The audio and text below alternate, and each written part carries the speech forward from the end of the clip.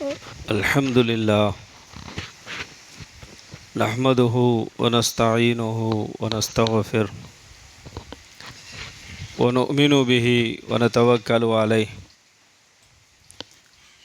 ونعوذ بالله من شرور أنفسنا ومن سيئات أعمالنا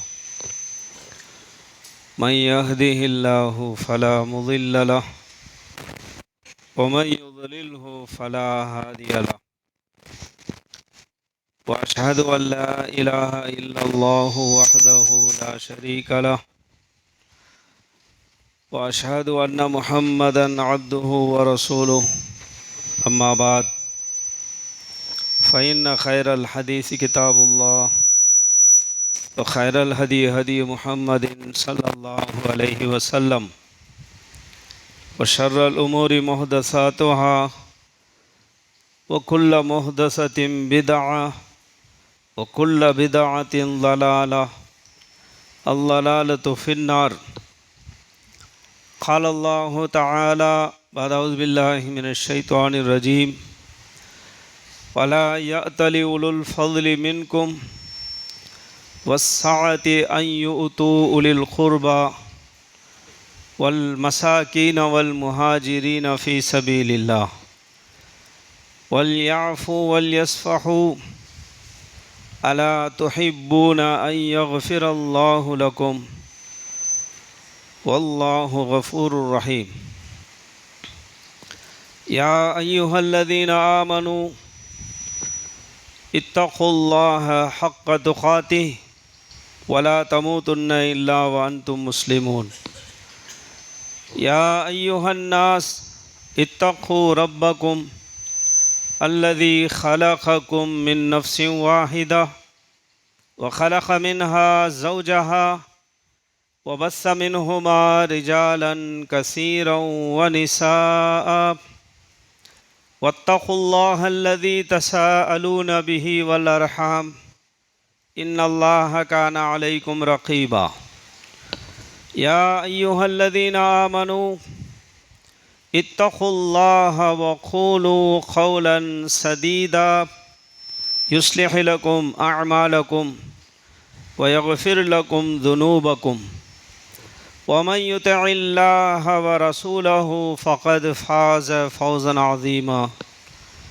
اللهم صل على محمد وعلى آل محمد كما صليت على إبراهيم وعلى آل إبراهيم إنك حميد مجيد اللهم بارك على محمد وعلى آل محمد كما باركت على إبراهيم وعلى آل إبراهيم إنك حميد مجيد اللهم أرنا الحق حقا وارزقنا اتباعه وأرنا الباطل باطلا وارزقنا اجتنابه رب اشرح لي صدري ويسر لي أمري واحلل عقدة من لساني يفقهوا قولي ربي زدني علما اللهم إني أسألك علما نافعا وعملا متقبلا ورزقا طيبا கண்ணியத்திற்குரிய எல்லாம் வல்ல அல்லாஹ் சுப்ஹானஹு வ தஆலாவின் நல்லடியார்களே, பெரும் மதிப்பிற்கும் மரியாதைக்கும் உரிய அருமை தாய்மார்களே, சகோதரிகளே, மதரசாவினுடைய ஆசிரியைகளே, மாணவிகளே, அல்லாஹுவின் பேரருளால் அவனால் கடமையாக்கப்பட்டிருக்கின்ற எல்லாம் கொஞ்சம் முன்னால் தள்ளி வந்துருங்க, நல்லா நெருக்கமாக வந்து உட்காருங்க. இன்றைய ஜும்மா தொழுகையை அவனுடைய தூதர் ஸல்லல்லாஹு அலைஹி வஸல்லம் அவர்கள் எவ்வாறு நமக்கு அதனை கற்றுத்தந்தார்களோ அதில் எவ்வித கலப்படமும் செய்துவிடாமல் அந்த தொழுகையை நிறைவேற்ற வேண்டும் என்பதற்காகவும் மார்க்கத்தை பற்றிய அறிவுரைகள், போதனைகள், கொள்கை, கோட்பாடுகளை விளங்கி முழுக்க முழுக்க அதன் அடிப்படையில் நமது வாழ்க்கையை அமைத்து கொள்ள வேண்டும் என்கிற தூய்மையான நோக்கத்தோடு நாம் எல்லாம் இங்கே வருகை தருகிறோம். அல்லாஹ் ரப்புல் ஆலமீன் நமது எண்ணங்களை தூய்மையாக்கி வைத்து நாம் செய்யக்கூடிய நன்மைகளை அல்லாஹ் அங்கீகரிப்பானாக. நமது வருகையை அல்லாஹ் ஏற்றுக்கொள்வானாக. இந்த புனித முஹர்ரம் மாதம் அதிகமாக சஹாபாக்களை நாம் நினைவு கூற கடமைப்பட்டிருக்கிறோம். அவர்களுடைய அந்தஸ்து, அவர்களுடைய கண்ணியம், அவர்களுடைய தியாகங்கள். காரணம், இதே முஹர்ரம் மாதத்தில் நபித்தோழர்கள் மீது காழ்ப்புணர்வு கொண்ட, விஷமத்தனம் கொண்ட ஒரு பெரும் கொண்ட ஒரு கூட்டம் சஹாபாக்களை தகாத வார்த்தைகளால் விமர்சித்து கொண்டிருக்கிறார்கள். அதே சமயத்தில் அவர்களுடைய வாழ்வில் நமக்கு ஏராளமான படிப்பினைகளையும் வைத்திருக்கிறான். ஃபைன் ஆமனு பி மிஸ்லி மா ஆமன்தும் பிஹி ஃபகதிஹ்ததவ் வஇன் தவல்லவ் ஃபஇன்னமாஹும் ஃபீ ஷிகாக் ஃபஸயக்ஃபீகஹுமுல்லாஹ் வஹுவ ஸமீஉல் அலீம். சூரத்துல் பக்ரா அல்லாஹ் சொல்லி காட்டுறான், ஃபைன் ஆமனு பி மிஸ்லி மா ஆமன்தும் பிஹி, நீங்கள் ஈமான் கொண்டதை போல் அவர்கள் ஈமான் கொண்டால். இந்த நீங்கள் ஈமான் கொண்டதை போல் இது யாரை பார்த்து சொல்லப்படுகிறது? அந்த நேரத்தில் ஈமான் கொண்டிருந்தவர்கள் யார்? சஹாபாக்கள். ஃபைன் ஆமனு பி மிஸ்லி மா ஆமன்தும் பிஹி, நீங்கள் ஈமான் கொண்டதை போல் அவர்கள் ஈமான் கொண்டால். அந்த யஹூதிகள், அந்த கிறித்தவர்கள், அந்த முஷ்ரிக்கீன்கள், அந்த சிலை வணங்கிகள், அந்த முனாஃபிகீன்கள்,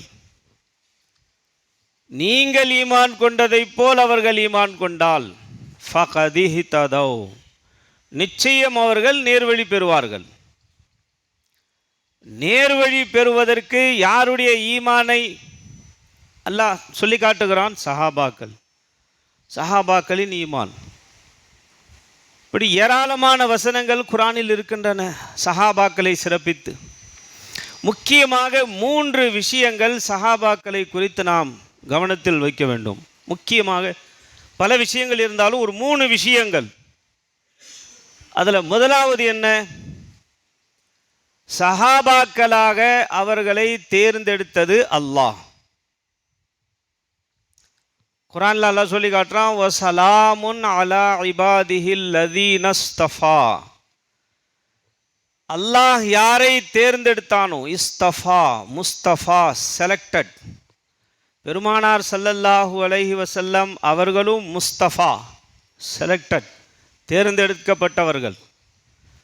பெருமானார் ஸல்லல்லாஹு அலைஹி வஸல்லம் அவர்களுடைய சஹாபாக்களும் செலக்டட், அல்லாஹுவால் தேர்ந்தெடுக்கப்பட்டவர்கள், முஸ்தஃபா.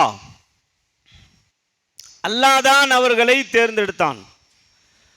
நபியை எப்படி அல்லாஹ் தேர்ந்தெடுத்தானோ, நபியின் தோழர்களை அல்லாஹ் தேர்ந்தெடுத்தான். இப்போ நபி தோழர்களை யாராவது குறை சொன்னால் அவர்கள் அல்லாஹ்வை குறை சொல்கிறார்கள். ஏன்? செலக்ட் பண்ணது யாரு? அல்லாஹ். இப்போ இது முதல் சிறப்பு, சஹாபாக்களின் மிகச்சிறந்த ஒரு சிறப்பு. யாராலும் இந்த சிறப்பை அடையவே முடியாது நம்மில். அல்லாஹ்வால் தேர்ந்தெடுக்கப்பட்டவர்கள். நபி தோழர்கள் சஹாபாக்களை குறித்து யாராவது தவறாக நினைத்தாலோ எண்ணினாலோ, அவர்களை பார்த்து யாராவது கையை விரலை நீட்டினாலோ அவர்கள் அல்லாஹ்வை குறை சொல்கிறார்கள். அல்லாஹ் தேர்ந்தெடுத்தது சரியில்லை. இது முதல் விஷயம். இரண்டாவது, சஹாபாக்கள் நேரடியாக பெருமானார் ஸல்லல்லாஹு அலைஹி வஸல்லம் அவர்களிடம் நேரடியாக தர்பியத்தானவர்கள், வார்த்தெடுக்கப்பட்டவர்கள், பயிற்சி பெற்றவர்கள். தர்பியத் வேறு யாருக்குமே இவ்வளோ சிறப்பு, இந்த சிறப்பு யாருக்குமே கிடைக்கிறது இல்லை, நீ கிடைக்க போகிறதும் கிடையாது. பெருமானார் ஸல்லல்லாஹு அலைஹி வஸல்லம் அவர்கள் உடன் இருந்து, கூடவே இருந்து, சொஹபத், சொஹபத்துன்னு சொன்னாலே தோழமை, கூடவே இருக்கிறது பேர் தான் சொஹபத், சஹாபா. பெருமானார் ஸல்லல்லாஹு அலைஹி வஸல்லம் அவர்கள்தான் சஹாபாக்களை பயிற்றுவித்தார்கள், தர்பியத் செய்தார்கள். இப்போ நீங்கள் சஹாபாக்கள் ஏதாவது நீங்கள் குறை சொன்னால், நாம் குறை சொன்னால், சஹாபாக்களை நம்ம குறை சொல்லவில்லை, மாறாக பெருமானார் ஸல்லல்லாஹு அலைஹி வஸல்லம் அவர்களை குறை சொல்கிறோம். இது ரெண்டாவது முக்கியமான சஹாபாக்களுடைய.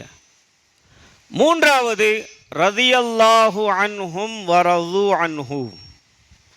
ரதியல்லாஹு அன்ஹும், அல்லாஹ் அவர்களை பொருந்தி கொண்டான். ரிதா, இந்த உலகத்திலேயே அவர்களுக்கு தெரிந்துவிட்டது அல்லாஹ் உங்களை பொருந்தி கொண்டான். நம்மள யாருக்காவது தெரியுமா அல்லாஹ் நம்மை பொருந்தி கொண்டான்? அல்லாஹ் பொருந்தி கொண்டானா, கோபமாக இருக்கிறானா? எப்போ தெரியும்? மௌத்தானதற்கு பிறகு, நீண்ட காலம் கபரில் இருந்ததற்கு பிறகு, அதுக்கு பிறகு சூர் ஊதப்பட்டதற்கு பிறகு, மறுமை நாள் வந்ததுக்கு பிறகு, மறுமை நாளில் தெரியும் அல்லாஹ் நம் மீது திருப்தியாக இருக்கிறானா, மகிழ்ச்சியாக இருக்கிறானா, கோபமாக இருக்கிறானா? நமக்கு எப்போ தெரியும்? கியாமத்து வரை காத்திருக்கணும். சஹாபாக்களுக்கு அப்படி இல்லை. உலகத்திலே அல்லாஹ் சொல்லிட்டான், ரதியல்லாஹு அன்ஹும் வரது அன்ஹு. அல்லாஹ் அவர்களை பொருந்தி கொண்டான். அல்லாஹ்வின் பொருத்தத்தை பெற்ற ஒரு கூட்டம், ஒரு சாரார். இந்த சிறப்பு யாருக்குங்க இருக்குது? யாருக்கு தெரியும்? அல்லாஹ் நம்ம மேலே அல்லாஹ் கோபமாக இருக்கிறானா, சந்தோஷமாக இருக்கிறான்னு யாருக்கு தெரியும்? ஆனால் நல்ல எண்ணம் வைக்கணும், அது வேற விஷயம். ஆனால் உலகத்திலேயே அவர்கள் வாழும் காலத்திலேயே தெரிந்து விட்டது ரதியல்லாஹு. அதுலேயும் பாருங்க, அவர்கள் அல்லாஹ்வை பொருந்தி கொண்டார்கள், அல்லாஹ் அவர்களை பொருந்தி கொண்டான். அப்படி சொல்றது இல்லை. முதல்ல என்ன சொல்றோம்?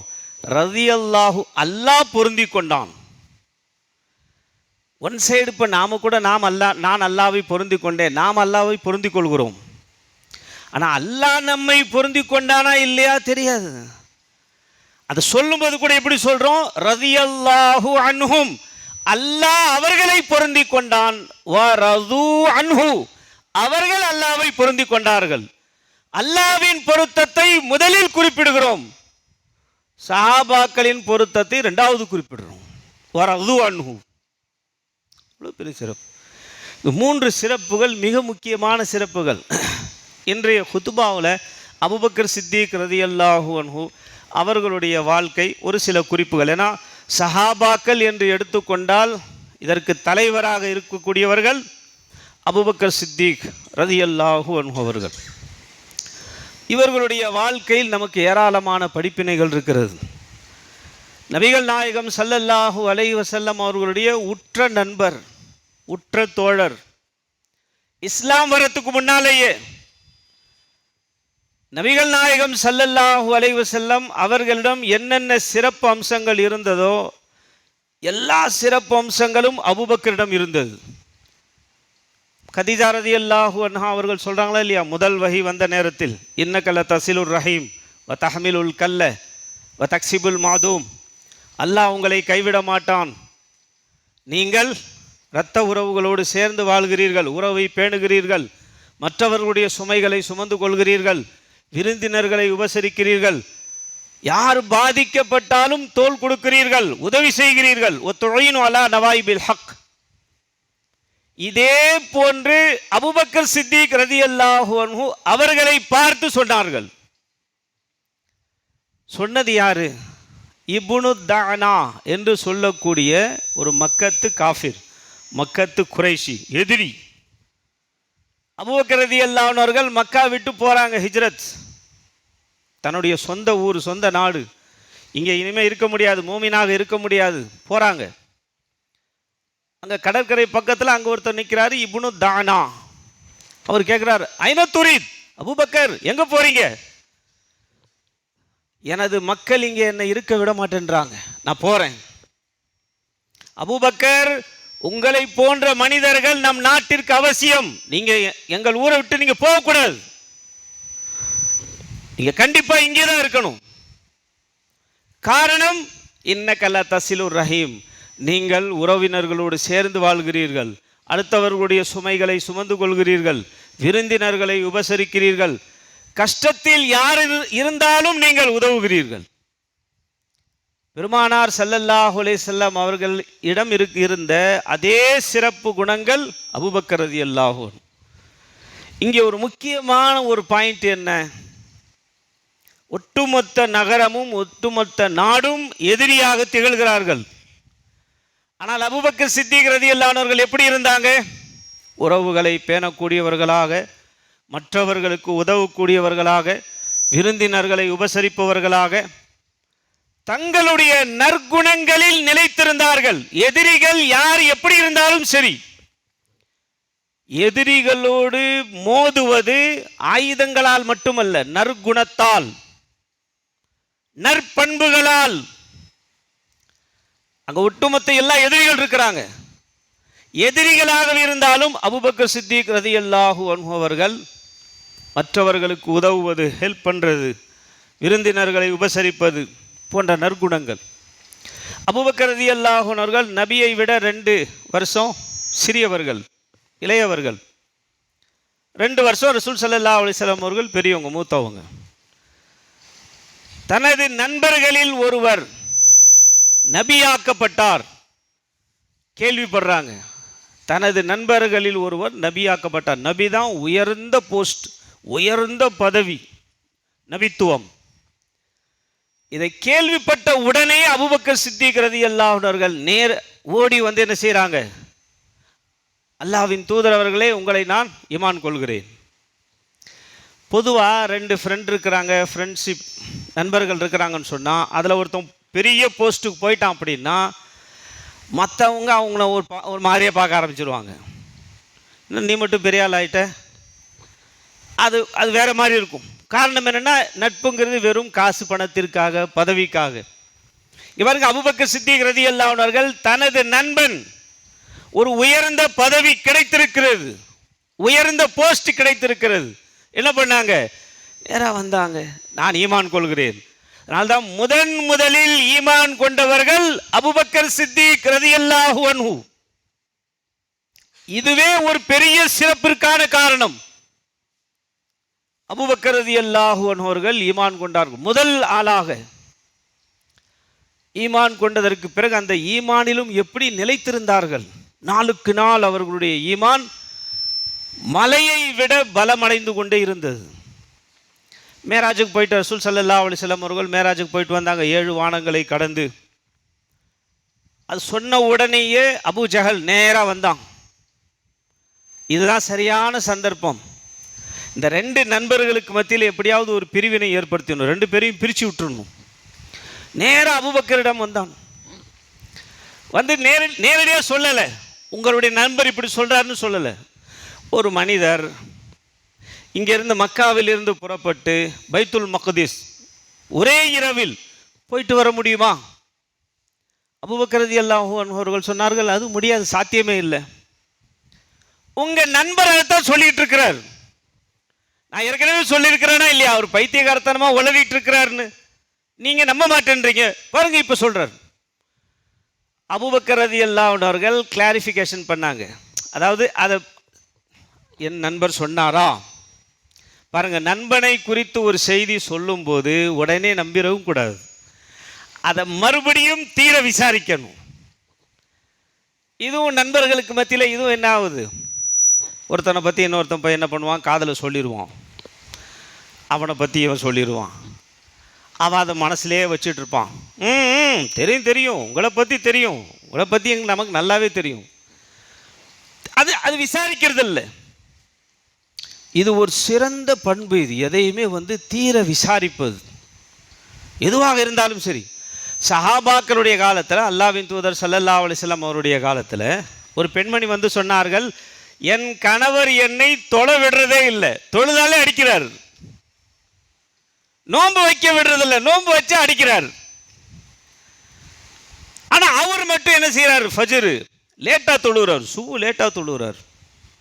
சஹாபாக்கள், சஹாபா பெண்மணி யாரை பற்றி சொல்கிறாங்க, தன் கணவரை பற்றி. ஒன்று நல்லா ஞாபகம் வச்சுக்கிறேங்க. பொதுவாக என்ன உலகம் நம்பி இருக்குது, ஒரு ஆணை பற்றி ஒரு மனைவிக்கு தான் ரொம்ப தெரியும், அவள் தான் ரொம்ப நெருக்கமாக இருக்கிறா. இருக்கலாம், ஆனாலும் அவள் சொல்கிறது எல்லாமே உண்மையாக இருக்க வேண்டும் என்பது அவசியமில்லை. வச்சுக்கணும். தீர விசாரிக்கிறதுங்கிறது இதுதான். பொதுவாக என்ன செய்யுது, ஒரு ஒரு ஆணை பற்றி பெண் சொல்லும்போது, மனைவி சொல்லும்போது உலகம் அது சீக்கிரம் நம்புது. ஏன்னா கணவரை பற்றி மனைவிக்கு தான் எல்லாமே தெரியும்.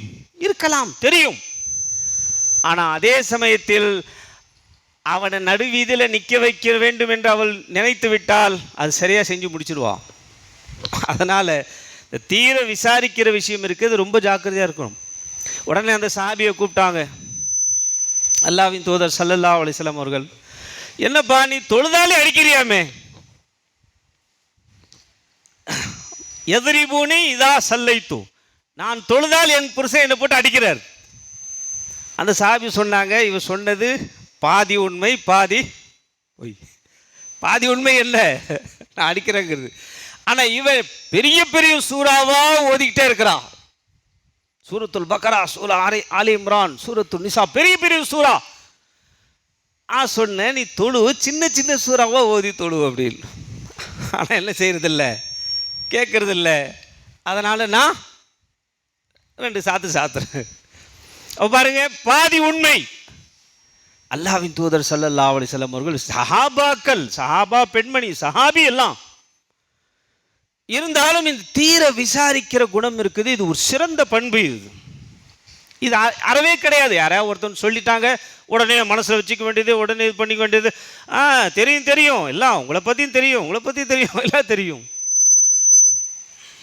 அப்போ அந்த சாபி சொன்னாங்க, நான் சொன்ன சின்ன சின்ன சூறா ஓதி தொழு, பெரிய பெரிய சூறா ஓதுறான். அதனால் நான் என்ன பண்ணுறேன், அடிக்கிறேன். அப்போ நோன்பு வச்சு அடிக்கிறியாமே, நோன்பு வச்சா அல்லாஹ்வின் தூதர் அவர்களே, நான் வாலிபன், இன்னி ரஜுலுன் ஷாப்புன், நான் வாலிபன். இவன் நோன்பு வைக்க ஆரம்பிச்சா நோன்பு வச்சுக்கிட்டே போயிடலாம், கேப்பே கொடுக்கறது இல்லை. அதனால நான் என்ன செய்கிறேன், அடிக்கிறேன்.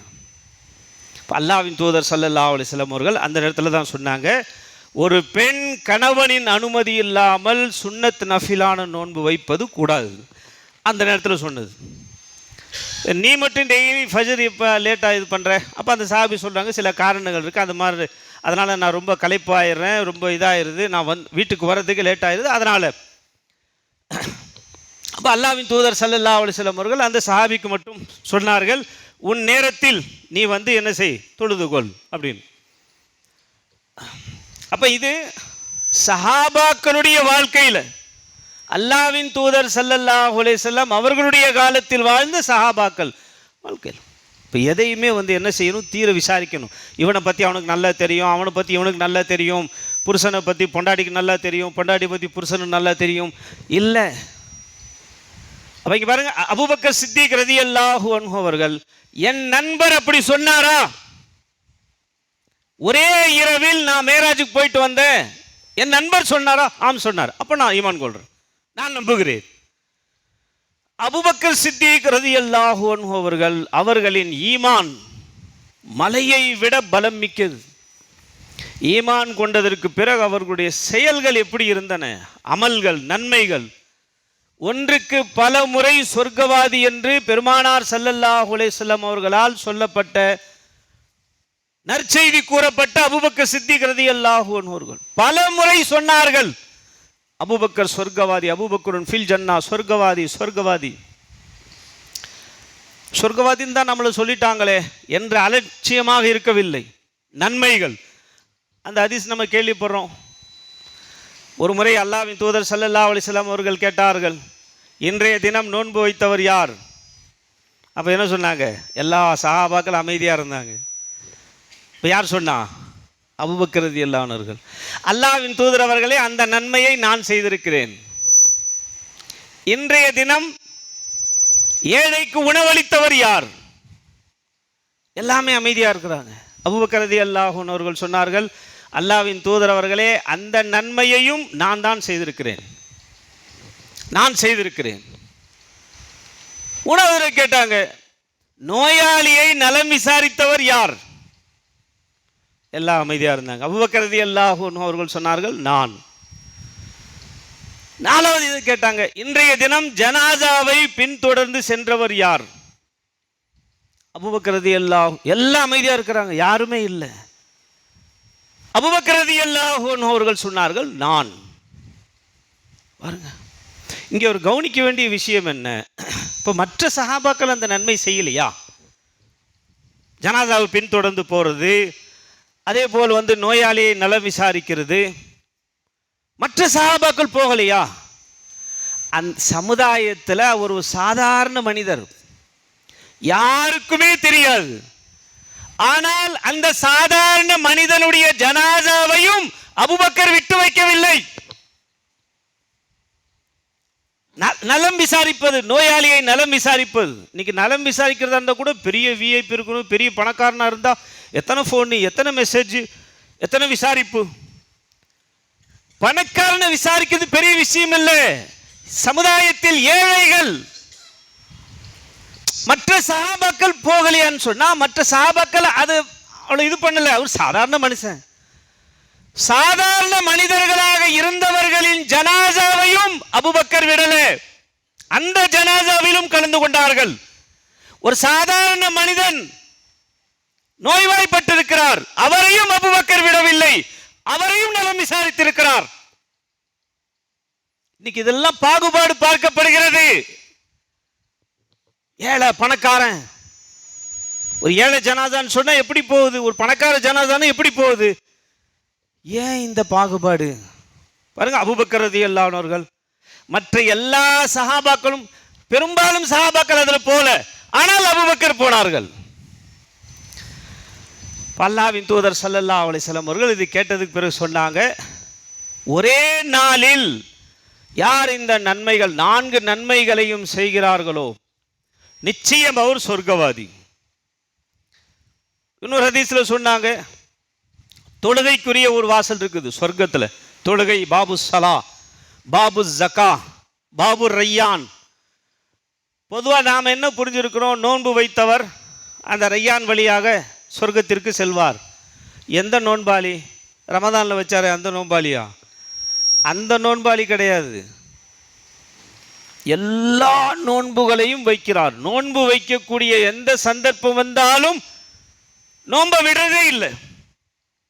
ரமதான் நோன்பு, ஷவ்வால் நோன்பு, அரஃபா நோன்பு, ஆஷூரா நோன்பு, திங்கள் வியாழன் நோன்பு, பிறை 13, 14, 15 நோன்பு, நேர்ச்சை நோன்பு, எந்த நோன்பாக இருந்தாலும் நோன்பை விடுறதே இல்லை. எல்லா இபாதத்தும் செய்கிறாரு, ஆனால் நோன்புங்கிறது ஹைலைட்டா இருக்குது. அப்பேற்பட்ட நோன்பாளி ரையான் வாசல் வழியாக போவார். ரமதான்ல மட்டும் நோன்பு வைக்கிறவர் கிடையாது அந்த சிறப்பு. தொழுகையாளி, தொழுகை என்ற வாசல் வழியாக அழைக்கப்படுவார். எந்த தொழுகையாளி? ஐவேளை தொழுகிறாரா? ஐவேளை தொழுகிறாரு. சுன்னத்து, நஃபில், லுஹா தொழுகை, ஜனாதா தொழுகை, மலை தொழுகை, கிரகண தொழுகை, எதெல்லாம் தொழுகை என்று வருகிறதோ எந்த ஒன்றையும் மிஸ் பண்றதில்லை, எந்த ஒரு தொழுகையும் தவற விடுவதில்லை. எல்லா தொழுகைகளையும் தொழக்கூடியவர் சொர்க்கத்தில் தொழுகை என்ற வாசல் வழியாக அழைக்கப்படுவார். அதாவது எல்லா நன்மையும் செய்கிறாரு, தொழுகை ஹைலைட்டா இருக்குது. அதே மாதிரி ஜகாத் வாசல் வழியாக அழைக்கப்படுவார். யாரு? இந்த வருஷம் வருஷம் கணக்கு போட்டு ஜகாத் கொடுக்குறாங்களே அவங்களா? அவங்க இல்லை, அது கணக்கு போட்டு ஜகாத்து கொடுக்கிறார். கொடுத்ததுக்கு பிறகு எப்போதெல்லாம் தீனுக்காக கொடுக்கக்கூடிய ஒரு சூழ்நிலை வருமோ, எப்போதெல்லாம் தர்மம் செய்யக்கூடிய சூழ்நிலைகள் வருமோ, எந்த சந்தர்ப்பத்தையும் அந்த செல்வந்தர்கள் மிஸ் பண்றதே இல்லை, கொடுத்துட்டே இருக்கிறாங்க. அப்படி ஜக்காத்தை தரக்கூடியவர் ஜக்காத் என்ற வாசல் வழியாக அழைக்கப்படுவார். இது சொல்லிக்கிட்டே இருக்கும்போது அபூபக்கர் ரலியல்லாஹு அன்ஹு அவர்கள், இங்கே அபூபக்கருடைய அந்த சிறப்பு பாருங்க. அபூபக்கர் ரலியல்லாஹு அன்ஹு அவர்கள் கேட்டார்கள், அல்லாஹ்வின் தூதர் அவர்களே, எல்லா வாசல் வழியாகவும் ஒருவர் அழைக்கப்படுவாரா? அதாவது தொழுகையும் அதிகமா இருக்குது, நோன்பும் அதிகமா இருக்குது, தான தர்மங்களும் அதிகமா இருக்குது, இப்படி உள்ள மனிதர்கள் இருக்கிறார்களா? அல்லாஹ்வின் தூதர் ஸல்லல்லாஹு அலைஹி வஸல்லம் அவர்கள் சொன்னார்கள், இருக்கிறார்கள். வாந்த மின்ஹும், நீர் அவர்களில் ஒருவர்.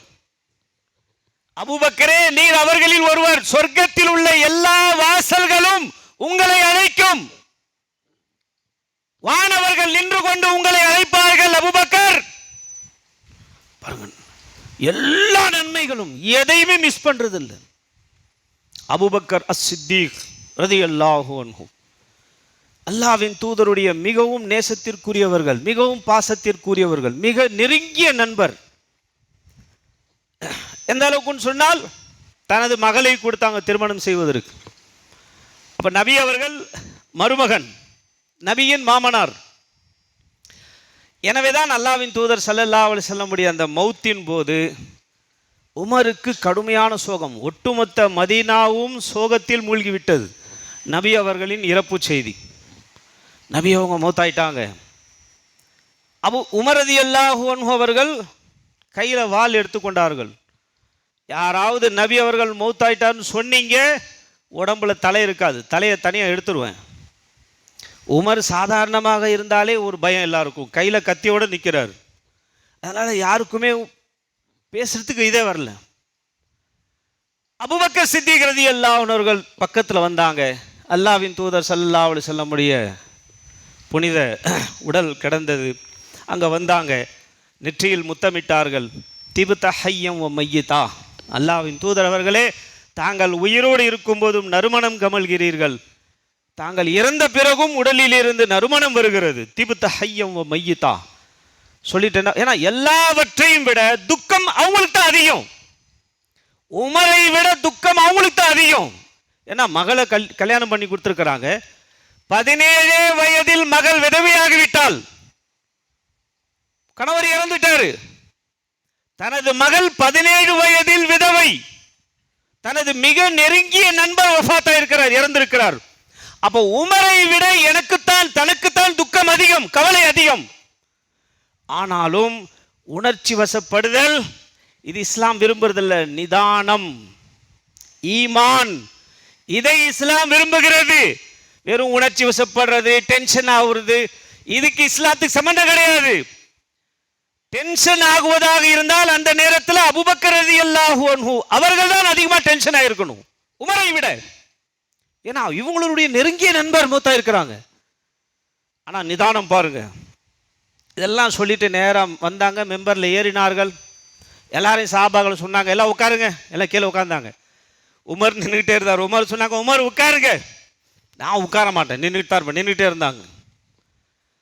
அபூபக்கர் ரலியல்லாஹு அன்ஹு அவர்கள் சொன்னார்கள், ஒரு ஆயத்தை ஓதி காட்டினாங்க. ஒமா முஹம்மதுன் இல்லா ரசூல் கத் கலத் மின் கப்லிஹி ருசூல் அஃப இம்மா தஅவ் குதில இன் கலப்தும் அலா அகாபிக்கும். முஹம்மது தூதரை அன்றி வேறு இல்லை, இவர்களுக்கு முன்னால் பல தூதர்கள் வந்தார்கள், சென்று விட்டார்கள். அதே போல் இவர் ஒரு தூதர், வந்தார்கள், சென்று விட்டார்கள். மன்கான யாபுது முஹம்மதன் ஃபைன்ன முஹம்மதன் கதுமாத். யார் முஹம்மதை வணங்கி கொண்டிருந்தீர்களோ தெரிந்து கொள்ளுங்கள், முஹம்மத் கதுமாத், முஹம்மது அவர்கள் இறந்து விட்டார்கள். ஒமன்கான யாபுதுல்லாஹ் ஃபைன்னல்லாஹ ஹய்யுன் லா யமூத். யார் அல்லாஹ்வை வணங்கி கொண்டிருந்தீர்களோ அறிந்து கொள்ளுங்கள், அல்லாஹ் உயிரோடு இருக்கிறான். லா யமூத், அல்லாஹ்வுக்கு மரணம் வருவதில்லை. இந்த ஆயத்தை ஓதன உடனே உமர் ரலியல்லாஹு அன்ஹு அவர்கள் சொல்கிறார்கள், என் கண்ணிலிருந்து கண்ணீர் வர ஆரம்பித்தது. நான் பூமிக்கு மேலே தான் இருக்கிறேனா இல்லை அந்தரத்தில் தொங்கிக் கொண்டிருக்கிறேனா என்கிற உணர்வு ஏற்பட்டது. இந்த ஆயத்து இப்போதான் இறங்கியதை போல் எனக்கு ஒரு ஒரு ஒரு உணர்வு ஏற்பட்டது. பாருங்க, நிதானம்.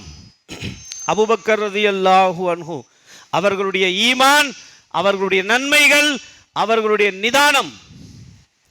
அதே போல் ஆட்சி செய்ததும் சரி, இபாதத்திலும் சரி, வணக்க வழிபாடுகளிலும் சரி, இறை நம்பிக்கையிலும் சரி, பொலிட்டிக்கல் ஃபீல்டு ஆட்சி அதிகாரத்திலும் சரி, அபூபக்கர் சித்திக் ரலியல்லாஹு அன்ஹு அவர்கள் 2.5 ஆண்டுகள் ஆட்சி செய்தார்கள். கலீஃபாவாயிட்டாங்க. கலீஃபாவானதற்கு பிறகு முதல் உரை, அவர்கள் ஆற்றிய முதல் உரை அல் பிதாயா வன் நிஹாயாவில் பதிவு செய்யப்பட்டிருக்கிறது. அவர்களுடைய முதல் உரை என்ன சொல்றாங்க? ஐயுஹன்னாஸ் கது உல்லீது வலஸ்து பி கைரிக்கும். மக்களே, நான் தலைமைத்துவம் கொடுக்கப்பட்டிருக்கிறேன். நானா விரும்பி கேட்கல, கொடுக்கப்பட்டிருக்கிறேன். வலஸ்து பி ஹைரிக்கும், ஆனால் உங்களை விட நான் சிறந்தவன் இல்லை. இவ்வளோ பெரிய போஸ்ட்டுக்கு வந்துட்டாங்க, இன்னைக்கு சின்ன சின்ன பதவிக்கு வந்துட்டா என்ன ஆட்டம் போடுறான். வலஸ்து பி ஹைரிக்கும், நான் சிறந்த, உங்களை விட நான் சிறந்தவன் இல்லை. வயின் அஹ்சன்து ஃபஅயினூனி, என் ஆட்சியில் நான் நன்மை நல்லதை செய்தால், நான் நல்லதை செஞ்சாலும் என் காலை பிடிச்சி இழுக்காதீங்க, எனக்கு உதவி செய்யுங்கள். ஃபஅயினூனி. வைன் அஸஅது, நான் தவறு செய்தால், ஃபகவ்விமூனி, என்னை சீராக்குங்கள்.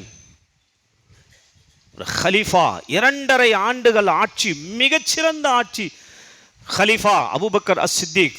அதுக்கு பிறகு என்ன சொல்றாங்க, மக்களே, அல் கவியு இந்தி ஸைஃபுன், உங்களில் இருக்கக்கூடிய மிகப்பெரிய பலசாலி அவன் என்னிடம் மிகவும் பலவீனமானவன். உங்களில் இருக்கக்கூடிய ரவுடி, உங்களில் இருக்கக்கூடிய டான், உங்களில் இருக்கக்கூடிய தாதா, மற்றவர்களுடைய உரிமையை அவன் பறித்து விட்டால் நீங்கள் வேண்டுமானால் அவனை பார்த்து ஆயுதங்களை போற்றலாம், நான் போட மாட்டேன். மற்றவனுடைய உரிமையை வாங்கி தருவேன், விட மாட்டேன். இன்னைக்கு முடியுமா? செல்வந்தர்களுக்காகவே செயல்படக்கூடிய உச்ச அதிகாரம். அபூபக்கர் ரலியல்லாஹு அன்ஹு அவர்கள் சொல்கிறார்கள், முதல் பாருங்க, வல் கவியு ஃபீக்கும் ஸைஃபுன் இந்தி, உங்களில் உள்ள மிக பலமானவர் என்னிடத்தில் பலவீனமானவர், நான் விட மாட்டேன். யாராவது மற்றவர்களுடைய உரிமையை பறித்தால் அவருடைய உரிமையை வாங்கி தரும் வரை அந்த ஆளை நான் விட மாட்டேன். வஸ்ஸைஃபு ஃபீக்கும் கவியுன் இந்தி, உங்களில் இருக்கக்கூடிய பலவீனமானவர் அவர் என்னிடம் பலமிக்கவர், நான் அவர் கூட நிற்பேன். இன்னைக்கு சமுதாயத்தில் பலவீனமானவர்கள் பாதிக்கப்படுகிறார்கள். எத்தனை பேர் பின்னால் நிற்கிறோம்? எத்தனை பேர் அவருக்கு தோள் கொடுக்கிறோம், உதவிக்கிறோம், நீட்டுகிறோம்? அபூபக்கர் ரலியல்லாஹு அன்ஹு அவர்கள் சொல்கிறார்கள், உங்களில் உள்ள பலவீனமானவர் என்னிடத்தில் பலசாலி, கவியுன் இந்தி, நான் அவர் பக்கத்தில் நிற்பேன். யாராவது ஏழைதான், அவர் ஒதுக்கப்பட்டவர், அது இதுன்னு சொல்லி அவர் சோசியல் வேல்யூ ஸ்டேட்டஸ் இல்லாதவர் என்று நினைத்தால் நான் அவர் பக்கத்தில் அவர் கூட நிற்பேன். அபூபக்கர் சித்திக் ரலியல்லாஹு அன்ஹு அவர்களுடைய முதல் உரை, இந்த முதல் உரை எப்படி இருந்ததோ அதே போன்று அவர்களுடைய ஆட்சி இருந்தது. ஹிலாஃபத் 2.5 ஆண்டுகள் ஆட்சி செய்தார்கள். இந்த உலகத்தை விட்டு சென்றார்கள். அபூபக்கர் சித்திக் ரலியல்லாஹு அன்ஹு அவர்கள் மகளிடத்தில் சொல்லிவிட்டார்கள், மகளே, நபியை எங்கே அடக்கம் செய்திருக்கிறார்களோ அது பக்கத்திலே என்னையும் அடக்கம் செய்யுங்கள். மரணத்திற்கு பிறகும் உயிர் பிரியாத, அதாவது பிரிவை விரும்பாத உற்ற தோழர் அபூபக்கர் சித்திக் ரலியல்லாஹு அன்ஹு அவர்களுடைய வாழ்க்கையில் ஏராளமான படிப்பினைகளை அல்லாஹ் வைத்திருக்கிறான். உரிய படிப்பினைகளை பெறக்கூடிய நன்மக்களாக நம் எல்லோரையும் அல்லாஹ் ஆக்கி அருள்வானாக. வாஹிரு தாவானா அல்ஹம்துலில்லாஹ்.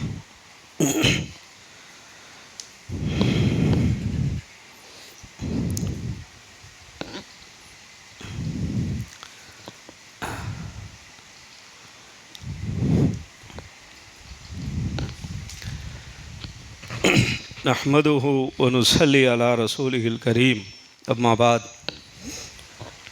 ஃபஅஊது பில்லாஹி மினஷ் ஷைத்தானிர் ரஜீம். பிஸ்மில்லாஹிர் ரஹ்மானிர் ரஹீம். கண்ணியத்திற்குரிய சகோதர சகோதரிகளே, அபூபக்கர் சித்திக் ரலியல்லாஹு அன்ஹு சஹாபாக்களில் இவர்கள்தான் தலைவராக திகழ்கிறார்கள். எல்லா சஹாபாக்களிலும் இவர்கள்தான் மிக உயர்ந்த இடத்தில் இருக்கிறார்கள். இவர்கள் இபாதத்திலும் சரி, ஈமானிலும் சரி, நற்குணங்கள் நற்பண்புகளிலும் சரி, அனைத்திலும் நமக்கு மிகச்சிறந்த ஒரு முன்மாதிரியாக திகழ்கிறார்கள். இவர் ஹலீஃபாவான உடனேயே, ஏன்னா பெரிய பிஸ்னஸ்மேன், துணி வியாபாரி, ஹலீஃபாவான உடனே என்ன பண்ணாங்க, தலையில் மூட்டையை தூக்கி வச்சுட்டு வியாபாரத்துக்கு கிளம்பிட்டாங்க. உமர் ரலியல்லாஹு அன்ஹு நின்றுட்டு இருந்தாங்க. ஹலீஃபா எங்கே போகிறீங்க? நான் வியாபாரத்துக்கு போகிறேன். வியாபாரத்துக்கு போனால் தானே என் குடும்பத்தை பார்க்குறது. நீங்கள் குடும்பத்தை பார்த்தீங்கன்னா இந்த ஹிலாஃபத் யார் பார்க்கறது? ஹிலாஃபத்தை பார்த்தா என் குடும்பத்தை யார் பார்க்கறது? இப்போ உமர் ரலியல்லாஹு அன்ஹு அவர்கள் பைத்துல் மால்ல இருந்து தினந்தோறும் மாதத்துக்கு எவ்வளோ, வருஷத்துக்கு எவ்வளோன்னு ஒரு தொகை நிர்ணயிக்கப்பட்டது. அபூபக்கர் சித்திக் ரலியல்லாஹு அன்ஹு அவர்களுக்கு மாதந்தோறும் மிகப்பெரிய ஹலீஃபா, ஆட்சியாளர். இவருடைய வாழ்க்கையில் ஒரு நாள் என்ன நடக்குது?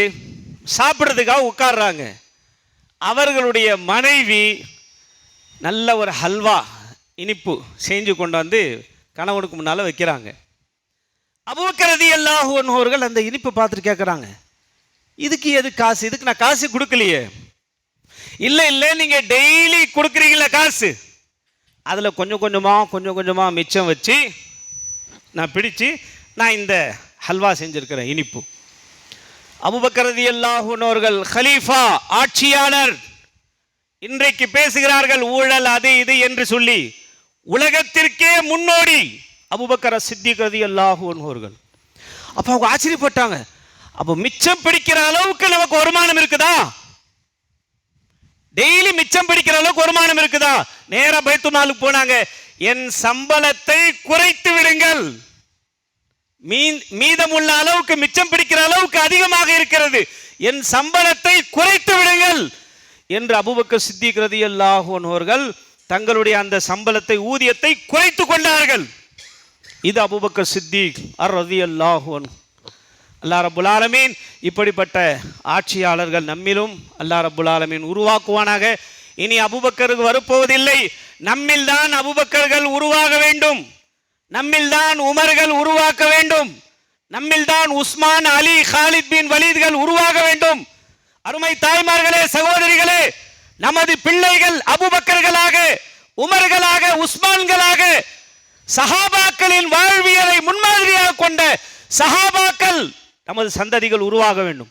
அல்லாஹ் ரப்புல் ஆலமீன் அப்படிப்பட்ட நன்மக்களாக நம் எல்லோரையும் ஆக்கி அருள்வானாக. வாஹிரு தாவானா அல்ஹம்துலில்லாஹி ரப்பில் ஆலமீன். அஸ்ஸலாமு அலைக்கும்.